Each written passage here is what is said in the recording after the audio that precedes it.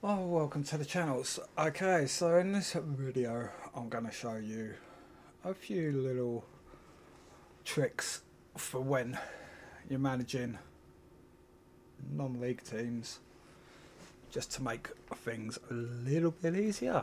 So first up, we'll go to contracts, and the first one is non-contracts. They're annoying. They're handy in the right circumstances, but with youngsters, they're annoying because you can lose your youngsters at any time. But if you give them a part-time contract, 3 years, boom, boom. Now, this will work for almost anybody that's on a non. If they're asking for a non-contract, put them on a part-time contract, give them the lowest wage possible, and they will accept. I've not had any turn me down yet, and it's a good way to tie down your youngsters.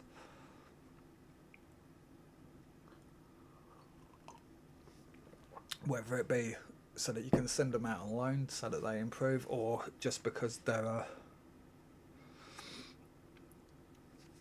decent first team player that you don't want to lose. But that will work quite well. And like I say, we can set thing with him. Now, the other thing is if you can get players like I've got Cortez, if I can find him. Might not be able to find him for a minute, but unavailable. No, it will be in this list.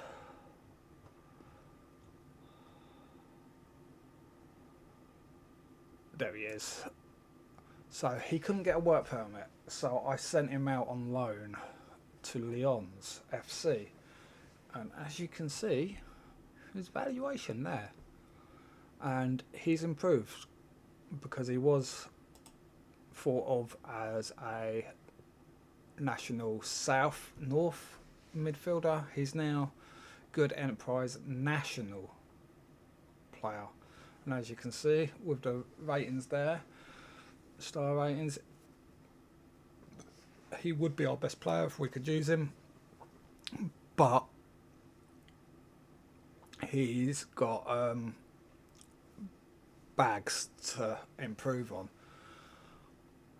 Now, you might turn around and say, oh, but he's on a WP, no WP, and you got to pay his wages. No, you haven't. You loan him out, and I got it on really, really cheap wages, which I've noticed with a couple of players. Cheap, and I can loan him out on full whack for his wages, and his value is going to go up.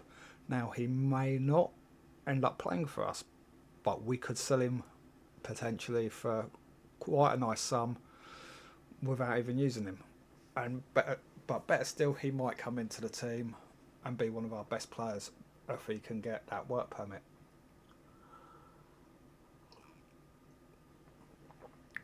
Now, the next thing we want to look at is, let's go into play database. So as you can see, I've already done it on here for most of them, but let's go to the top. Club, unattached. So anybody that's unattached and you want to get a, I'm not going to worry about the ones that I've already got the things on. So shift I've got a 60 there, but which is a bit too much. But 2 weeks trial, and that will give you the information that you want here. These ones, like David Sesse, did him last season, so he needs doing again. We'll go through that. Okay, so you want to get as much information on players before signing them as possible, and scouting costs quite a bit. So here's a quick way of doing that without the expense of scouting. Just get a bunch of them. I've got it on like the youngsters at the moment. I've limited it to players between 15 and 21, I think. And there's loads. You might find at certain periods there's not loads, but get to the end of June and it fills up again. But you definitely want to get to the end of June, beginning of July. You definitely want to do this again all the time. You're non-league, maybe even League 2 as well.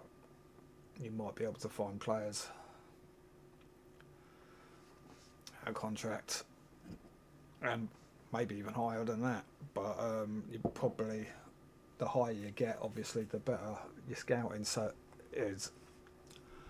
But so we've offered them all 2-week trial. That will give us the information that we want and need quite accurately. Now, when you do this, it will come up with a message saying, I've deliberately gone over the 30 there, but it will say, oh, you've got 30 players on trial, and there we go, like Ogo OB.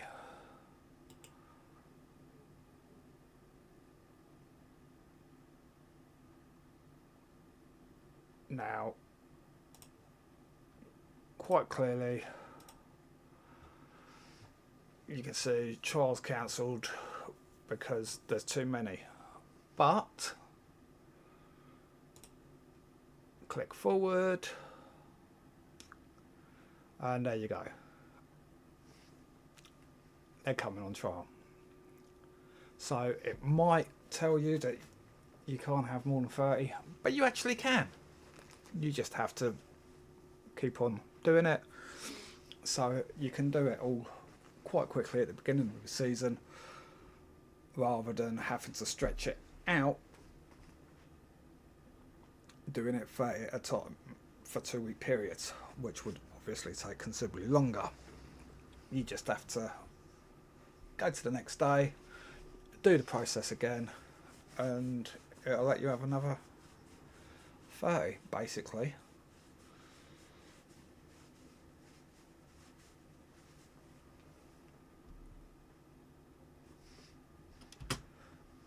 And there we go.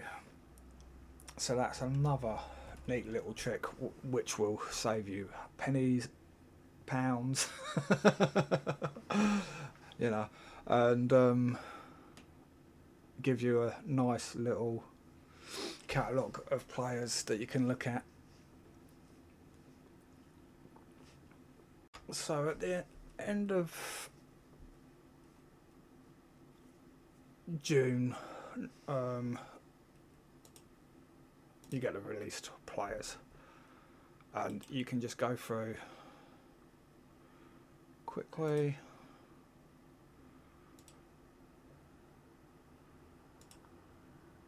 And just offer them trials. Some of them will accept, some of them will reject, but you'll get information on these players, and it doesn't cost anything.